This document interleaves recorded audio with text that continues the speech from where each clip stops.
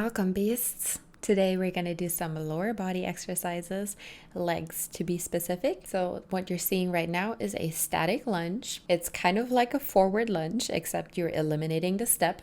Begin in a split stance, 1 foot to the front, 1 foot back, and then you bend your legs, driving your back knee towards the ground. Make sure you don't actually hit the floor, that hurts. Here's a side view.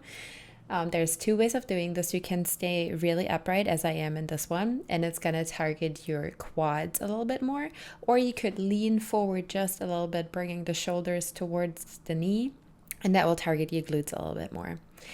If you feel like your balance is not quite up to this challenge, just have something nearby that you can hold on to, like a chair or a wall or a railing or whatever it is that you have, and you can hold on to it whenever you need to. Try to hold on as little as possible. We are working all the little stabilizers in the ankles and the knees, opening up the hips. So the more you can do without holding on to something, the better it is for you. You want to be flat on the front foot.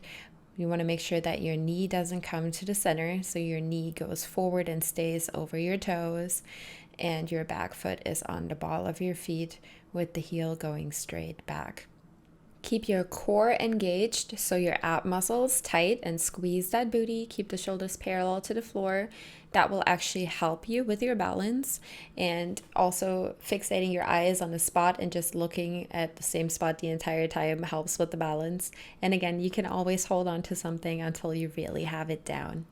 Next up is a hip opener. This is a Cossack Squat. You're going to start with your legs wide, cup down to one side, and then staying low, shift over to the other side, really pushing that knee out to the side and back, opening that hip.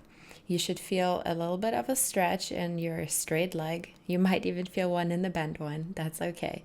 Keep your chest up, keep looking forward. Don't look down because you will start rounding your back. And again, if you're not sure with your balance, you can put a chair in front of you and just hold on to that. Here we have a front knee raise that works your quads and your hip flexors and a little bit your core. You want to make sure that your supporting leg, so the leg that you're standing on, has a slight bend in the knee. Don't lock out your knees. Your shoulders stay parallel to the ground, abs engaged, and again, you can hold on for balance. You will raise the knee, tap the floor, raise it back up. And you can do that to the side too. This is a side knee raise. It will work your obliques a little bit more. Keep the shoulders parallel to the ground, soft bend in the knee, and you can come over to a pulse straight from your front raise into a front pulse to really burn out that leg. So we're going all the way up and then about halfway down, keeping the tension the entire time, moving on over to the side. You could come from the raise directly into the pulse and then go into a static hold, or you can do your raises, then the raises on the other side, and then come into a pulse. That is up to you. Here we have a donkey kick. You can do this against the wall, you can do it on a bar chair like I am doing here, or a regular chair, whatever you have for balance. You will be holding yourself up with your core. Your hands are only for the balance, and as you can see, you can also go over into a pulse here. Keep your hips parallel to the ground and your core nice and tight so you're not arching your back. You can see my back rounding and arching just a little bit. That's normal because we do have to move our hips, but try to keep it as steady as possible. And again, you could come from the kickback into a static hold and then into a pulse, and you can do all of that on one leg and then the other, or you can go back and forth between your legs. Here we have a glute bridge. You start by lying on the floor and then driving through your heels and shoulder blades.